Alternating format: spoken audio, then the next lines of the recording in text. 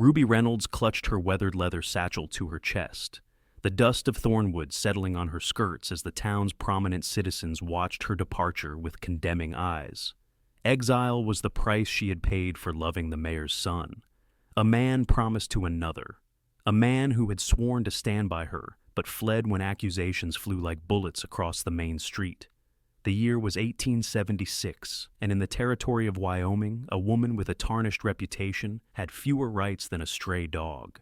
"You'll not be welcome back, Miss Reynolds," Mayor Wilcox called after her, his voice booming across the distance as she trudged toward the endless horizon. "Thornwood has no place for women of your disposition." Ruby didn't turn back. The tears that threatened to spill would give them satisfaction she refused to grant.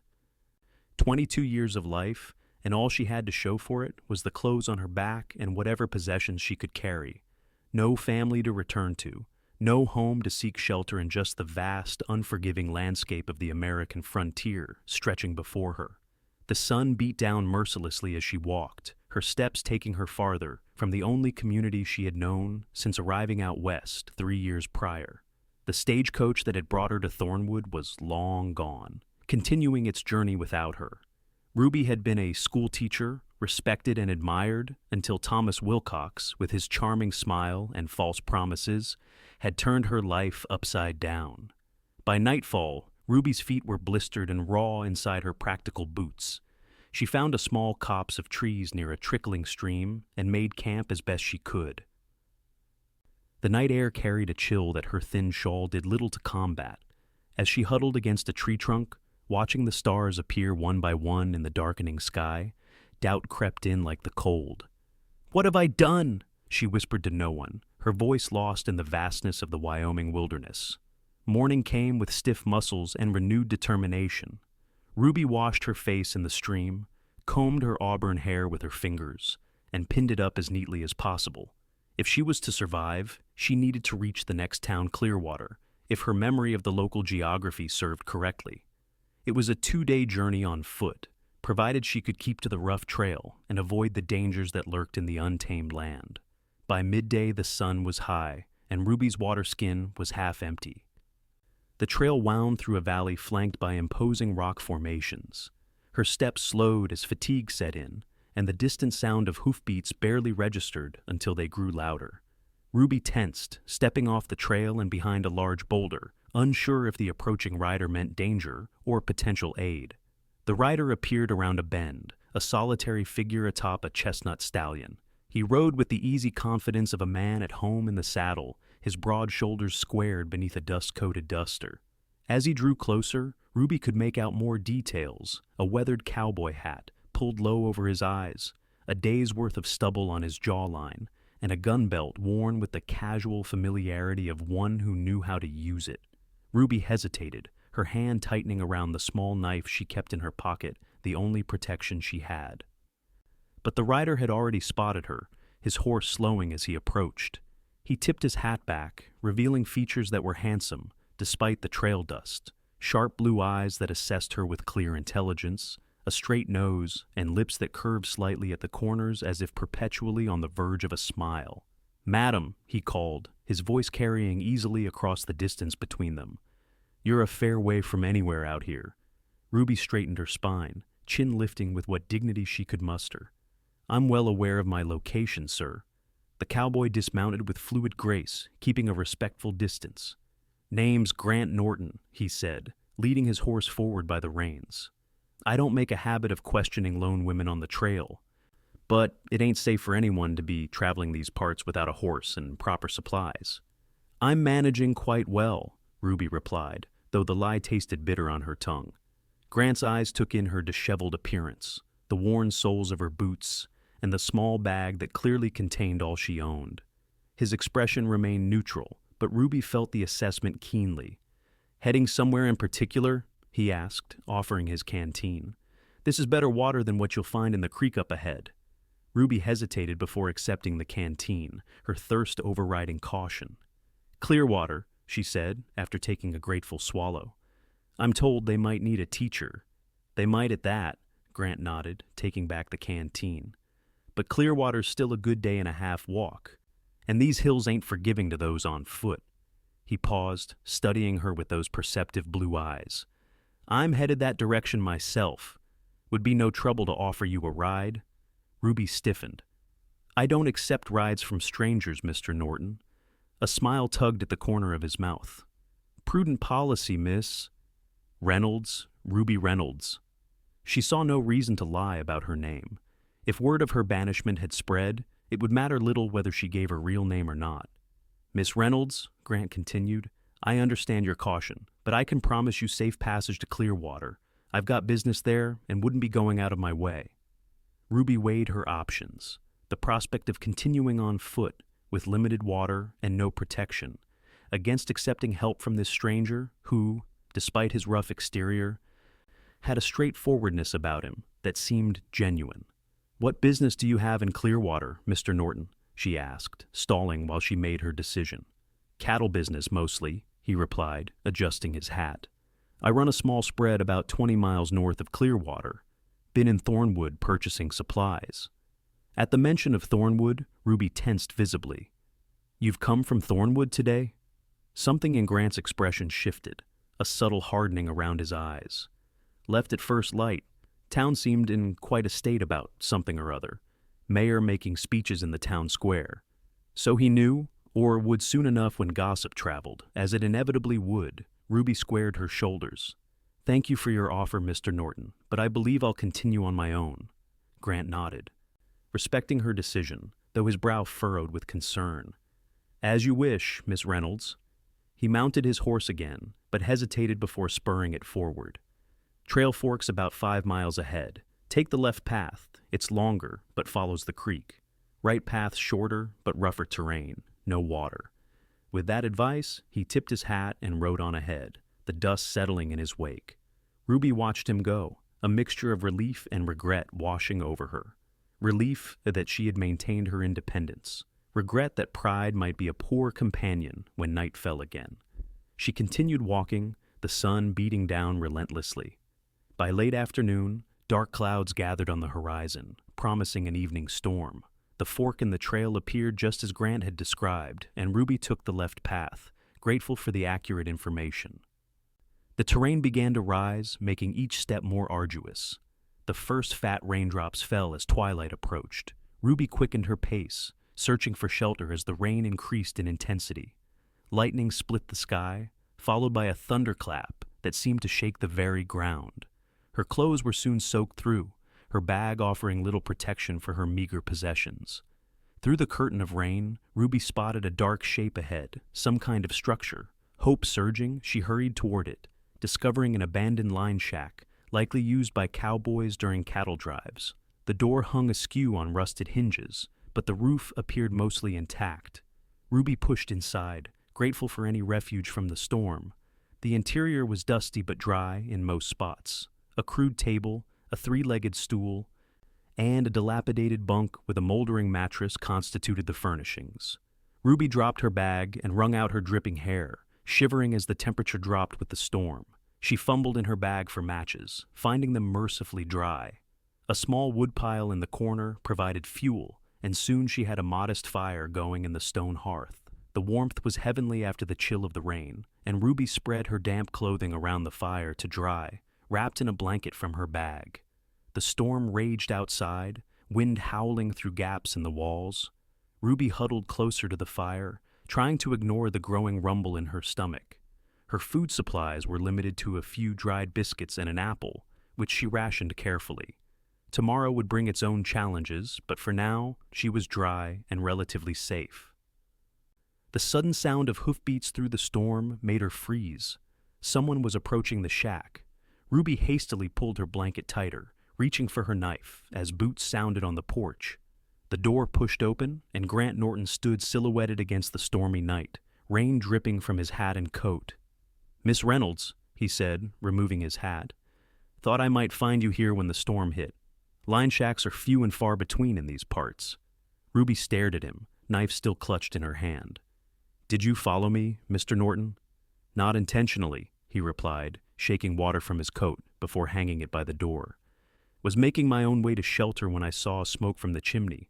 Figured someone had the same idea." He gestured to the knife. I mean you no harm, madam. Just seeking a dry spot until the storm passes. Ruby slowly lowered the knife, but kept it close. It seems we're to be reluctant companions for the evening, then. Grant nodded, moving to tend to the fire without coming too close to her side of the room.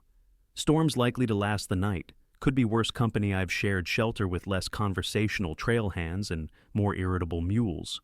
Despite herself, Ruby felt a smile tug at her lips. I suppose I should be flattered to rank above a mule. A genuine laugh escaped him, warming the room more than the fire. You should indeed, Miss Reynolds. Some of those mules had terrible manners. The tension in the small shack eased slightly. Grant added wood to the fire, then opened his saddlebag, producing jerky, coffee, and hardtack. Not a feast, but better than going hungry. Happy to share. Pride warred with hunger in Ruby's mind, but practicality won out. Thank you, that's very kind. They ate in relative silence, the storm providing all the conversation necessary as it battered the small structure. When they had finished, Grant took the single stool, leaving the bunk for Ruby, and positioned himself near the door. His message clear, he would stand guard while she rested. Why are you helping me? Ruby asked finally, the question that had been burning in her mind since he'd first offered her a ride. Grant considered the question, his face thoughtful in the firelight. My ma raised me to help folks in need, and out here, refusing aid to a traveler can be a death sentence, whatever the circumstances. Even when the traveler has been banished from town, the words slipped out before Ruby could stop them. Hanging in the air between them, Grant's expression didn't change. Heard some talk in Thornwood this morning. Mayor's son caused quite a stir, apparently. Something about a broken engagement and a school teacher. Ruby's cheeks burned. And yet, you still offered me assistance. I don't put much stock in town gossip, Miss Reynolds, and I've known Thomas Wilcox long enough to guess which party in that situation was more likely to be at fault. Grant's voice held no judgment, just a matter-of-fact assessment. You know Thomas? Ruby asked, surprised. Went to school with him years back, before his family moved to Thornwood. He hasn't changed much, still letting his father fight his battles and leaving others to face the consequences of his actions. Grant poked at the fire, sending sparks up the chimney. Sorry if that sounds harsh, given your attachment to him. Any attachment I had died when he stood silent while his father declared me a woman of low morals and ordered me out of town, Ruby said, her voice steady despite the pain the memory evoked. I was a fool to believe his promises. Grant nodded, understanding in his eyes. Some men aren't worth the breath it takes to call their name. But don't judge yourself too harshly for believing what you were meant to believe. Thomas has a way of seeming sincere. The simple acceptance in his words was a balm to Ruby's wounded spirit. She had expected judgment, or, worse, pity. But Grant offered neither. Thank you, she said softly, for the food, the fire, and the lack of condemnation. Nothing to thank me for, he replied, settling his hat over his eyes as he leaned back against the wall. Get some rest, Miss Reynolds. Morning will be here before you know it. Ruby lay down on the bunk, pulling her now dry shawl around her shoulders. The steady rhythm of the rain and the presence of her unexpected protector lulled her into the first peaceful sleep she'd had since the nightmare of her banishment began. Morning arrived with clearing skies and bird song, replacing the storm's fury. Ruby woke to find Grant already up, tending to his horse outside. She quickly straightened her clothing and hair, trying to present as dignified an appearance as possible under the circumstances. When she emerged from the shack, Grant was saddling his horse, his movements efficient and practiced. He glanced up at her approach, offering a brief smile. Morning, Miss Reynolds. Coffee's still hot if you want some before we head out. Ruby paused. We? Grant secured a final strap on his saddle before answering. Thought about it during the night. Can't in good conscience leave you to walk to Clearwater alone, not after that storm. Trails will be muddy, maybe washed out in places. He gestured to his horse. Shadow here can carry us both to town. We'd be there by midday. Ruby hesitated, weighing pride against practicality once more. I wouldn't want to impose. No imposition, Grant assured her. Truth is, I'd rest easier knowing you arrived safely. He paused, then added with a slight smile, and I promise to be a perfect gentleman. You can even hold my rifle if it makes you feel more secure. The gentle humor disarmed her remaining resistance. "Very well, Mr. Norton. I accept your kind offer." After a quick breakfast of coffee and the last of the jerky, they set out. Grant lifted Ruby onto the saddle first, then mounted behind her, maintaining as proper a distance as the shared seat would allow. Ruby sat stiffly at first, unaccustomed to the proximity of this near stranger, but the steady rhythm of the horse's gait eventually relaxed her. As they rode, the landscape unfolded before them, rolling hills giving way to broader plains, the occasional homestead visible in the distance. Grant pointed out landmarks and shared stories of the region, his deep voice rumbling close to her ear. Despite her circumstances, Ruby found herself enjoying the journey and her companion's conversation. "May I ask you something, Mr. Norton?" Ruby ventured after a comfortable silence had settled between them. "Grant, please. And yes, ask away." "You mentioned a small spread north of Clearwater. Are you a rancher?" Then, "In a manner of speaking," he replied. "Started small 5 years ago with just a few head of cattle. Been building it up since. Nothing like the big operations around these parts, but it's mine, free and clear." "That's quite an achievement," Ruby said sincerely.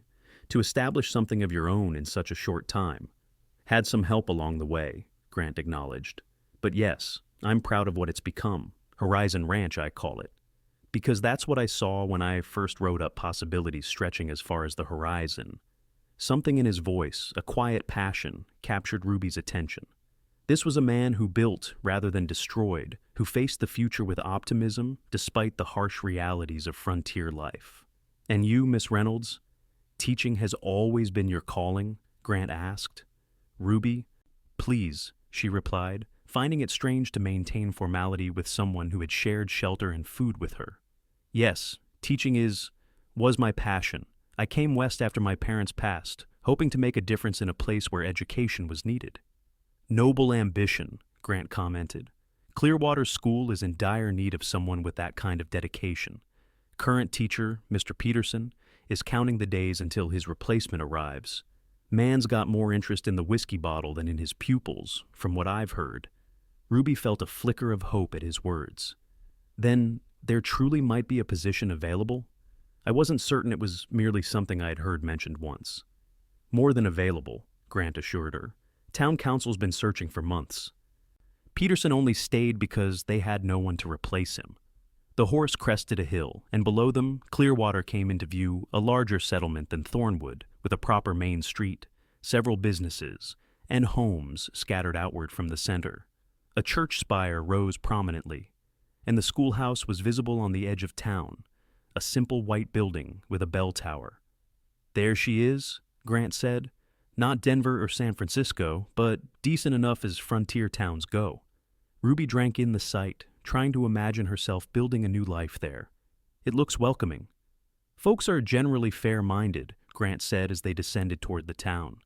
"Judge people on their merits more than rumors." His words offered reassurance, though Ruby couldn't help but worry how quickly news from Thornwood might travel. They rode down the main street, attracting curious glances from townspeople going about their business. Grant nodded, greeting to several, exchanging brief words with others, clearly known and respected in the community. They stopped in front of a 2-story building with a sign reading Clearwater Hotel and Dining Room. Grant dismounted first, then reached up to help Ruby down, his hands strong and steady at her waist. The brief contact sent an unexpected warmth through her, quickly suppressed as her feet touched ground. "Mrs. Hollister runs a respectable establishment," Grant explained, nodding toward the hotel. "I've taken the liberty of arranging a room for you, paid through the week, to give you time to settle and approach the school board." Ruby stared at him, stunned by the generosity. "Mr. Norton Grant, I couldn't possibly accept such charity." "Not charity," he corrected gently. "An investment in Clearwater's future education. Consider it a loan if your pride demands it. You can repay me once you're established." Before Ruby could protest further, a plump woman with silver-streaked hair emerged from the hotel, wiping her hands on her apron. "Grant Norton, about time you showed your face in town again," she called, her tone fondly scolding. "And who might this young lady be?" "Mrs. Hollister, may I present Miss Ruby Reynolds," Grant said formally. "She's traveled from back east to inquire about the teaching position. Miss Reynolds, Mrs. Eleanor Hollister, finest cook in 3 counties and keeper of all Clearwater's respectable gossip. Mrs. Hollister laughed, the sound warm and genuine. Pleased to meet you. Miss Reynolds, any friend of Grant's is welcome here. She eyed Ruby's travel-worn appearance with motherly concern. You look like you could use a hot bath and a proper meal. Come along, I'll show you to your room. Got a nice one at the back, quiet and with a view of the hills. Ruby glanced at Grant, still uncertain. He tipped his hat, a reassuring smile on his lips. I have some business to attend to in town. Would it be too forward to call on you tomorrow? I could introduce you to some members of the school board. That would be most helpful, thank you, Ruby managed, still overwhelmed by the turn of events. Until tomorrow, then. With a final nod to both women, Grant mounted his horse and rode toward the other end of town. Mrs. Hollister led Ruby inside, chatting amicably as they climbed the stairs. Not often Grant brings a lady friend to town. Man keeps to himself mostly, works harder than 3 men combined on that ranch of his. We only just met, Ruby clarified hastily. He was kind enough to offer assistance when I found myself in difficult circumstances on the trail. Mrs. Hollister's eyes twinkled knowingly. That sounds like Grant, heart bigger than his common sense sometimes. She opened a door, revealing a clean, comfortable room with a real bed, washstand, and window overlooking the distant hills. Here we are. Bath will be ready in 20 minutes. Dinner's at 6 in the dining room, but I can have a tray sent up if you'd prefer. Left alone, Ruby sank onto the bed, emotions overwhelming her. 24 hours ago, she had been walking alone in the wilderness, banished and disgraced. Now she had shelter, potential employment, and an unexpected ally. Tears of relief and gratitude spilled down her cheeks as the full weight of her changed circumstances settled upon her. Later, bathed and dressed in her cleanest remaining dress, Ruby made her way downstairs for dinner. The dining room was half full, local residents and travelers sharing tables and conversation. Mrs. Hollister ushered her to a small table in the corner, providing some privacy from curious eyes. "Eat up, dear," she encouraged, setting down a plate heaped with roast beef, potatoes, and fresh vegetables. "You look like you haven't had a proper meal in days." "It's wonderful, thank you," Ruby said sincerely, realizing how hungry she truly was. As she ate, Ruby couldn't help overhearing snippets of conversation from nearby tables. Most was mundane talk of weather, crops, and local happenings, but one exchange caught her attention. "Heard from Jim Parker that Thornwood's schoolteacher was run out of town," a man's voice said in hushed tones, something about her and the mayor's son. "That's so," replied his companion. "What's the world coming to when a respectable profession like teaching gets tarnished by scandal?" Ruby stiffened, her appetite suddenly diminished. So, the news had already reached Clearwater. Her hopes for a fresh start seemed to evaporate as quickly as they had formed. "Pay no mind to Walter Jenkins," came Mrs. Hollister's voice as she appeared at Ruby's side, refilling her water glass. "Man's never had an original thought in his life, just repeats whatever gossip blows through on the wind." Ruby managed a weak smile. "It's difficult not to mind when one is the subject of the gossip." Mrs. Hollister's eyes widened slightly, then softened with understanding. "Ah, well, Miss Reynolds, Clearwater isn't Thornwood, thank the Lord.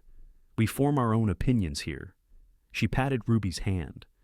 "And anyone Grant Norton vouches for starts with credit in their account, as far as most folks are concerned." The reassurance helped, but Ruby's night was restless nonetheless, filled with dreams of accusatory faces and slammed doors. Morning brought renewed determination, however. She would not allow Thomas Wilcox's cowardice and his father's cruelty to define her future.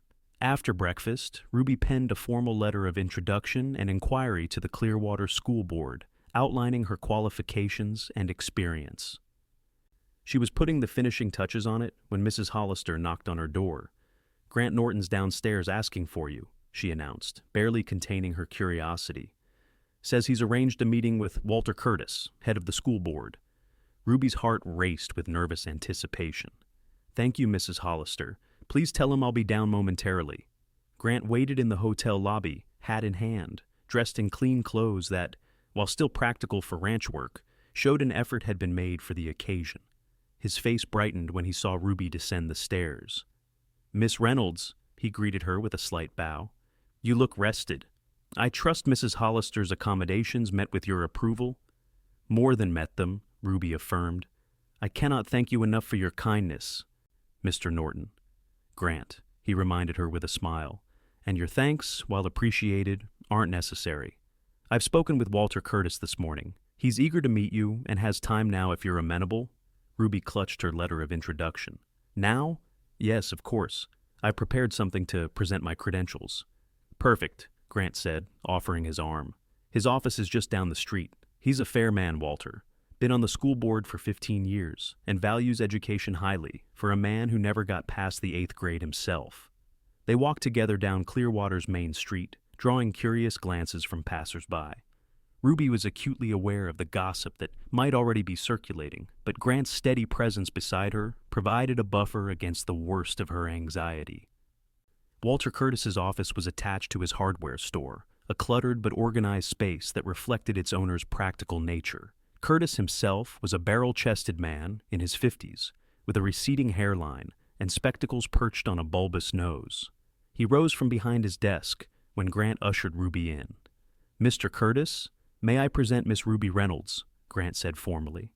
Miss Reynolds, Walter Curtis, chairman of the Clearwater School Board and finest hardware man in the territory. Pleased to meet you, Miss Reynolds, Curtis said, his handshake firm but not overwhelming. Grant here speaks highly of your teaching abilities. Ruby shot Grant a surprised look. How could he speak of abilities he had never witnessed, but recovered quickly? Thank you for agreeing to meet with me, Mr. Curtis. I've prepared a letter outlining my experience and references. Curtis accepted the letter, scanning it quickly. 3 years at Thornwood School, prior experience at a girls' academy in Boston. Impressive credentials. He peered at her over his spectacles. Grant mentioned there was some unpleasantness in Thornwood that precipitated your departure. Ruby's mouth went dry. This was the moment of truth. Yes, sir. I was asked to leave under circumstances that, while personally difficult, do not reflect on my abilities or dedication as an educator. Curtis nodded thoughtfully. Mayor Wilcox's boy involved, I understand. Yes, sir, Ruby admitted, seeing no point in denial. Curtis leaned back in his chair. Known Wilcox for 20 years, never much cared for his methods or his politics. Son seems cut from the same cloth. He tapped the letter against his desk. What matters to me, Miss Reynolds, is whether you can teach our children their letters and figures, instill a love of learning, and conduct yourself professionally moving forward. Hope blossomed in Ruby's chest. I assure you I can, Mr. Curtis. Teaching is my calling, and I take the responsibility very seriously. Good enough for me, Curtis declared, standing. School term starts in 2 weeks. Peterson's leaving end of next week.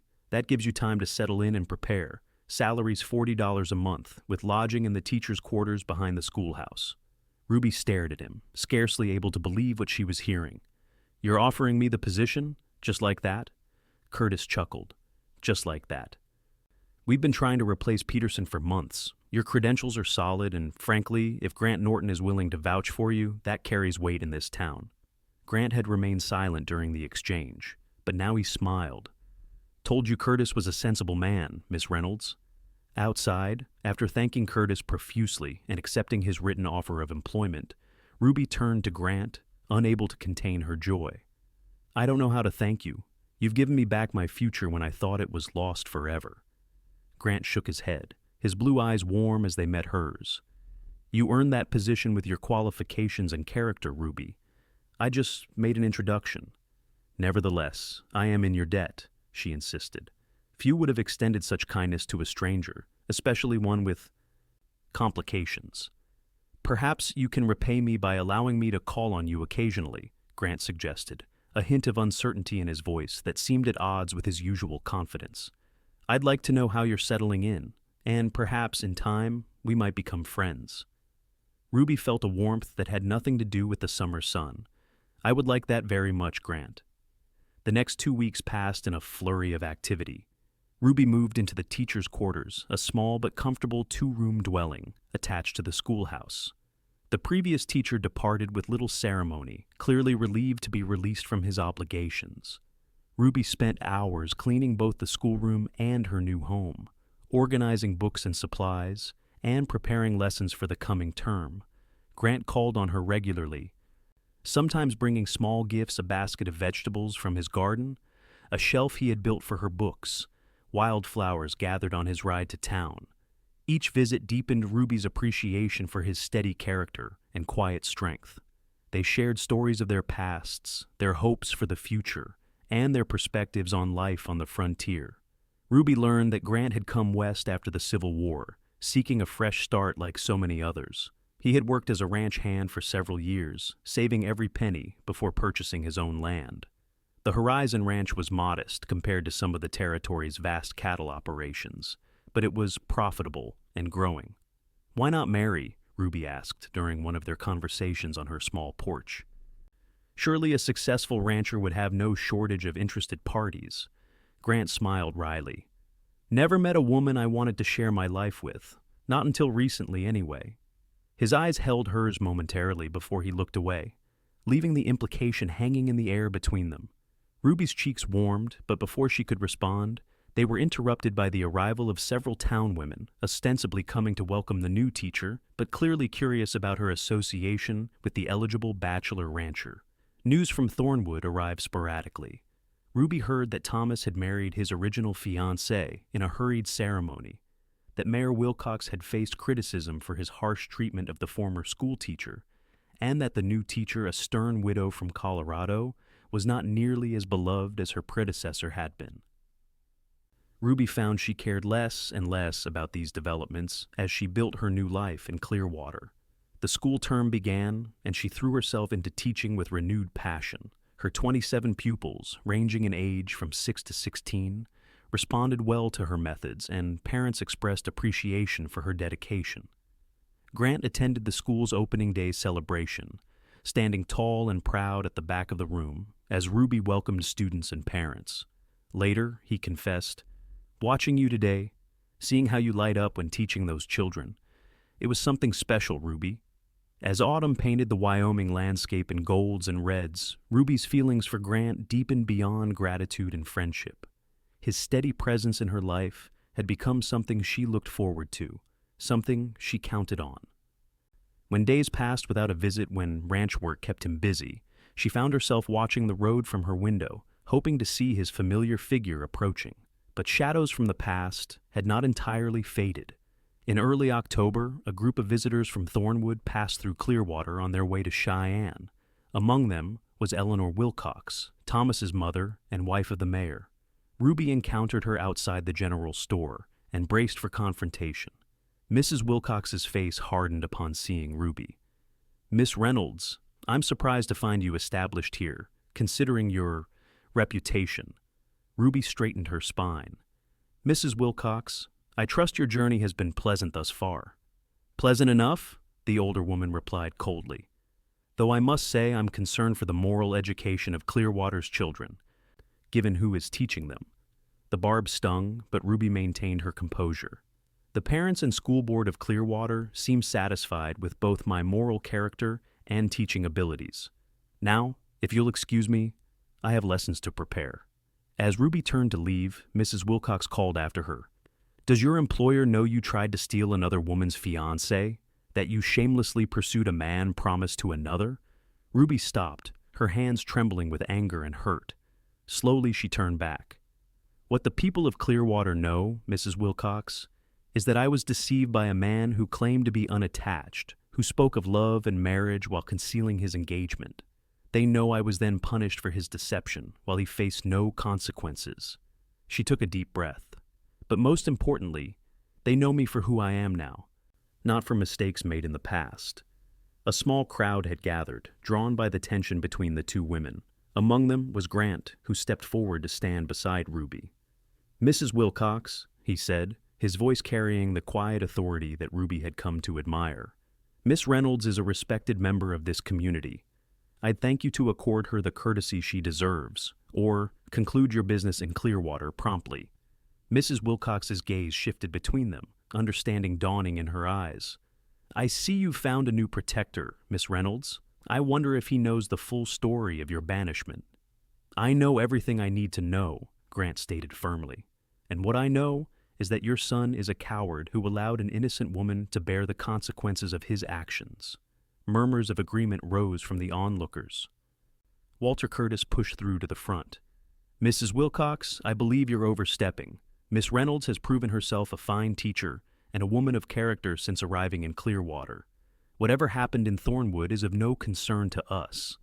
Faced with the united front, Mrs. Wilcox retreated, though her parting glance promised that the matter was far from settled in her mind. Ruby stood rooted to the spot, emotions warring within her gratitude for the support, humiliation at having her past exposed, and fear that the incident would revive gossip just as it had begun to die down. Grant placed a gentle hand on her elbow. "Let me walk you home, Ruby." The crowd dispersed as they moved away, though Ruby could feel curious eyes following them. They walked in silence until reaching the schoolhouse, where Ruby finally spoke. "Thank you for your support, but I fear I've now compromised your standing in town as well as my own." Grant shook his head firmly. "You've compromised nothing. What just happened only confirmed what everyone already knew, that you're a woman of strength and dignity who deserved better than the treatment you received in Thornwood." Ruby's eyes filled with tears.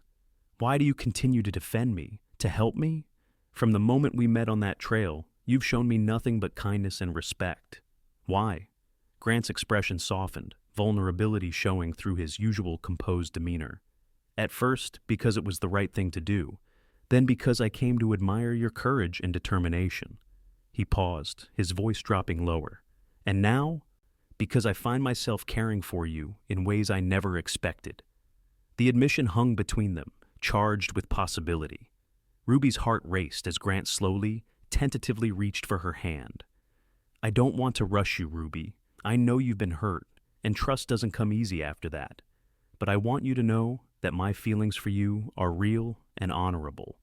Ruby looked down at their joined hands, then back up to meet his steady gaze. "I care for you too, Grant, more than I thought possible after what happened with Thomas. But I'm afraid." "Of what?" "Of history repeating itself, of trusting and being betrayed again, of the gossip reviving and affecting not just me, but you as well." Grant's thumb traced gentle circles on the back of her hand. "Ruby Reynolds, I am not Thomas Wilcox. I don't make promises I don't intend to keep. And as for gossip, let people talk. What matters is what's true, and what's true is that I'm falling in love with the brave, intelligent, compassionate woman standing before me."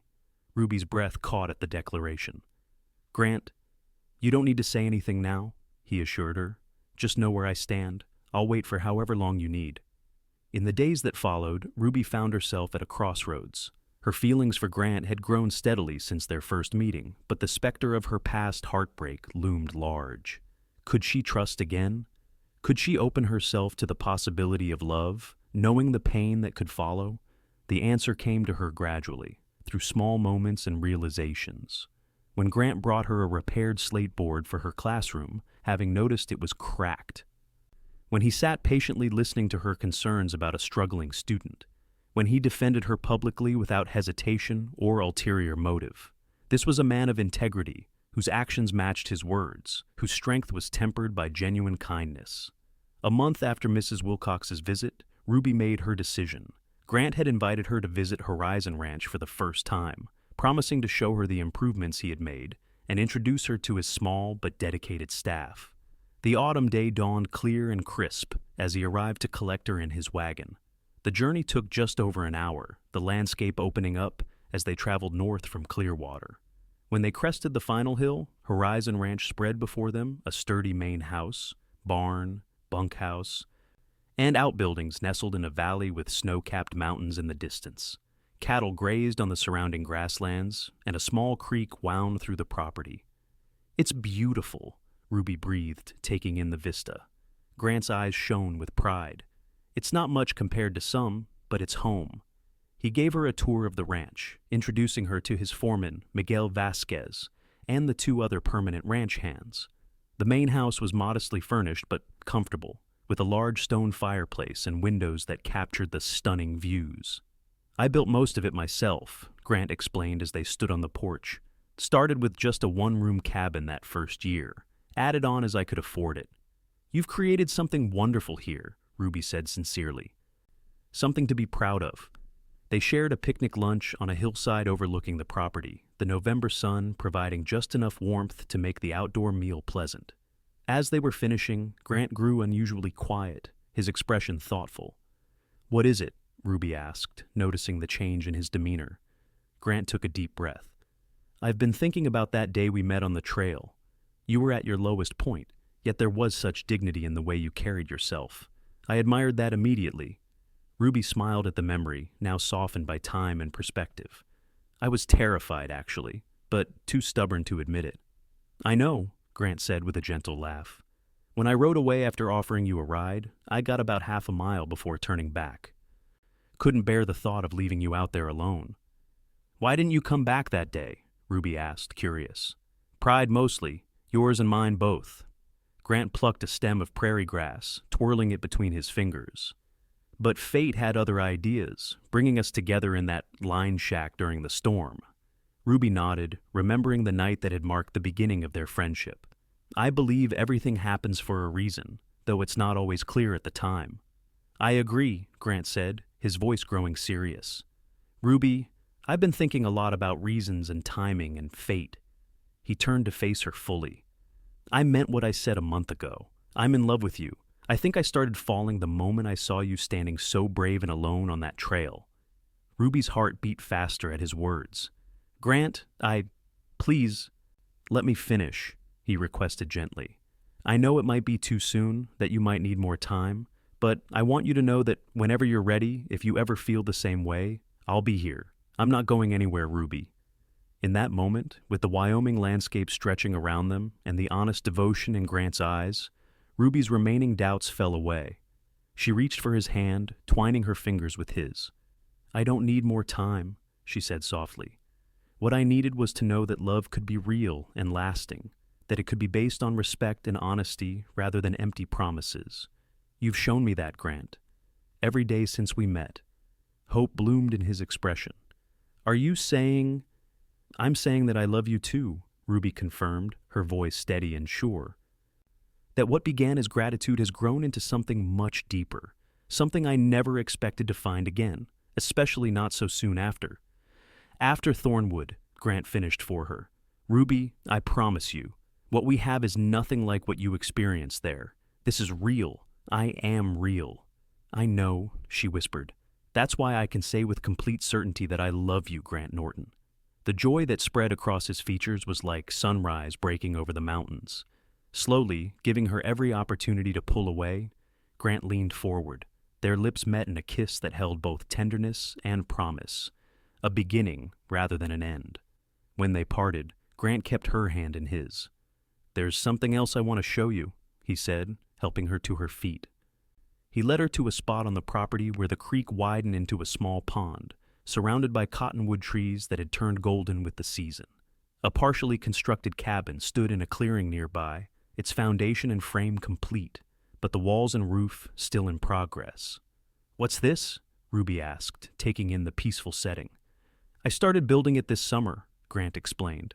"Thought it might make a good place for the foreman eventually, or maybe a guest house." Ruby examined the structure, noting the care that had gone into its design. "It's in a beautiful location." "It is," Grant agreed.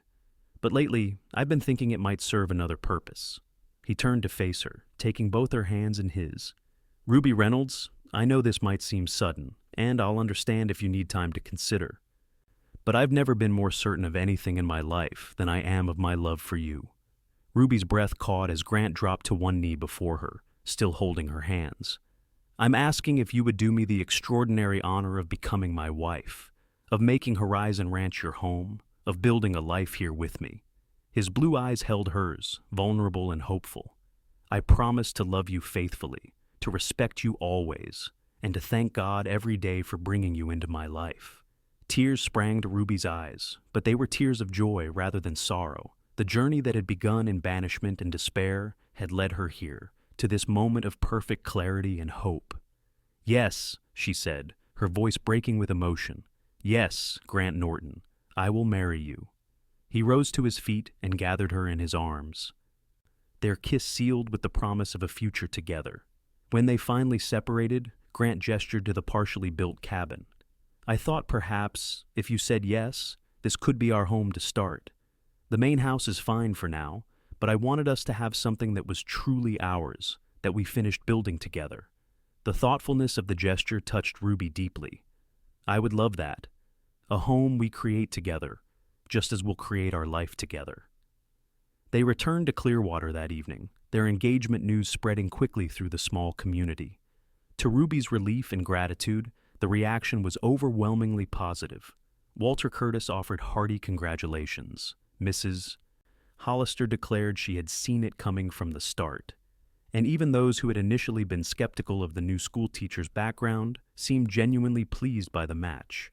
Plans for a December wedding took shape. Ruby would finish the school term before Christmas, then move to Horizon Ranch as Grant's wife. The school board, after initial concern about losing their teacher mid-year, agreed to the timeline when Ruby offered to help find and train her replacement. One afternoon in late November, as Ruby was grading arithmetic exercises in her classroom, an unexpected visitor appeared at the door, James Wilcox, mayor of Thornwood and father of Thomas. Ruby stiffened at the sight of him, memories of her public humiliation rushing back. Mayor Wilcox, this is unexpected. The mayor removed his hat, looking uncomfortable and somehow smaller than Ruby remembered. Miss Reynolds, I hope I'm not intruding. School has concluded for the day, Ruby replied cautiously. What brings you to Clearwater? Wilcox stepped into the classroom, his eyes taking in the neatly arranged desks, the educational charts on the walls, the evidence of Ruby's professional success. Business in Cheyenne, he said. Thought I might stop on my return journey. I heard about your engagement. Ruby unconsciously touched the simple silver band Grant had placed on her finger. News travels quickly. Indeed. Wilcox cleared his throat. I also heard about my wife's behavior during her visit here last month. I wanted to... That is... He seemed to struggle for words. Yes? Ruby prompted, uncertain where this conversation was heading. I came to apologize. Miss Reynolds. The words emerged in a rush. For my wife's conduct, and more importantly, for my own actions regarding your departure from Thornwood. Ruby stared at him, speechless. This was the last thing she had expected. Wilcox continued, his discomfort evident. After you left, certain facts came to light regarding my son's behavior. It became clear that he had misrepresented the nature of your relationship to both you and to us. I see, Ruby said carefully. Thomas admitted that he had pursued you aggressively, had claimed to be unattached, and had made promises he never intended to keep. Wilcox's face reddened with what appeared to be genuine shame. When confronted with the consequences of his actions, he allowed you to bear the full burden of blame. Ruby's hands trembled slightly as she clasped them together. Why are you telling me this now, Mayor Wilcox? Because I was wrong, he said simply. I acted hastily, out of pride and a misguided desire to protect my family's reputation. In doing so, I did a grave injustice to an innocent young woman. He paused. I've written a formal letter clearing your name, which has been entered into Thornwood's town records. I've brought a copy for you. He extended an envelope, which Ruby accepted with numb fingers. This won't undo the harm that was done, Wilcox acknowledged, but perhaps it might bring some measure of peace to know that the truth is now officially recognized. Ruby opened the envelope and scanned the document inside a formal retraction of the accusations against her character, an acknowledgement of her exemplary service as a teacher, and an apology for the unjust treatment she had received. Thank you, she said finally, looking up from the paper. This means a great deal. Wilcox nodded awkwardly. I understand you're to be married at Christmas. Yes, to a good man who believed in me when few others did. You deserve that happiness, Wilcox said, sincerity in his voice. For what it's worth, Thornwood lost an excellent teacher in you. Our loss has been Clearwater's gain. After the mayor's departure, Ruby sat alone in the classroom, the letter of apology on her desk before her. Tears came then, not of sorrow or bitterness, but of release. The final weight of Thornwood had been lifted from her shoulders. She was free to move forward without the shadow of false accusations hanging over her. That evening, when Grant called at her small home behind the schoolhouse, Ruby shared the unexpected development. He listened intently, his expression reflecting his concern for her emotional well-being. "How do you feel about it?" he asked, when she had finished recounting the mayor's visit. Ruby considered the question.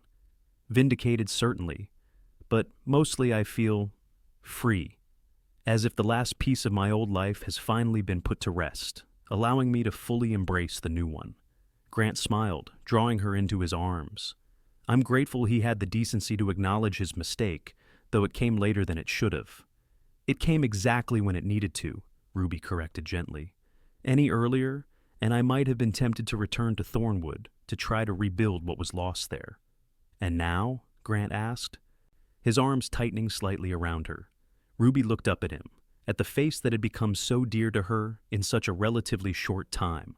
"Now I know without doubt that what happened in Thornwood was a blessing in disguise. It led me here, to Clearwater, to you." Their wedding day dawned clear and cold, the December sun glinting off fresh snow that had fallen overnight. Ruby dressed in her room at Mrs. Hollister's hotel, where she had moved temporarily after the school term ended. Her wedding gown was simple but elegant ivory silk with delicate lace trim, ordered from Denver at Mrs. Hollister's insistence and partially paid for by a collection taken up among the townspeople who had come to respect and admire their school teacher. "You look absolutely beautiful," Mrs. Hollister declared, adjusting the small wreath of winter berries and evergreen that crowned Ruby's upswept hair. "Grant Norton won't know what hit him." Ruby smiled, examining her reflection in the mirror. The woman who looked back at her bore little resemblance to the desperate, dust-covered figure who had trudged away from Thornwood 6 months earlier. This woman's eyes held confidence and joy, rather than shame and fear. "I never thought I'd be here," Ruby admitted. "When I left Thornwood, I believed my life was over in many ways." Mrs. Hollister squeezed her shoulder. "Sometimes the end of one chapter is just the beginning of a better one, dear, and yours promises to be quite wonderful indeed." The small church in Clearwater was filled to capacity for the ceremony. Walter Curtis had offered to give the bride away, an honor Ruby accepted with genuine gratitude. As the music began and Ruby prepared to walk down the aisle, she caught her first glimpse of Grant waiting at the altar, tall and handsome in a new suit. His face transformed with love and anticipation as he saw her. Every step toward him felt like a step toward home. The minister's words washed over her, speaking of commitment, partnership, and abiding love. But Ruby's focus remained on Grant's eyes, on the promises they exchanged, on the future they were building together. "I, Grant Norton, take you, Ruby Reynolds, to be my lawfully wedded wife." Grant's voice rang clear and sure in the hushed church. "To have and to hold from this day forward, for better or worse, for richer or poorer, in sickness and in health, to love and to cherish until death do us part." When Ruby repeated the vows, her voice trembled slightly with emotion, but her conviction was absolute. The simple gold band Grant placed on her finger symbolized not just their union, but the incredible journey that had brought them together.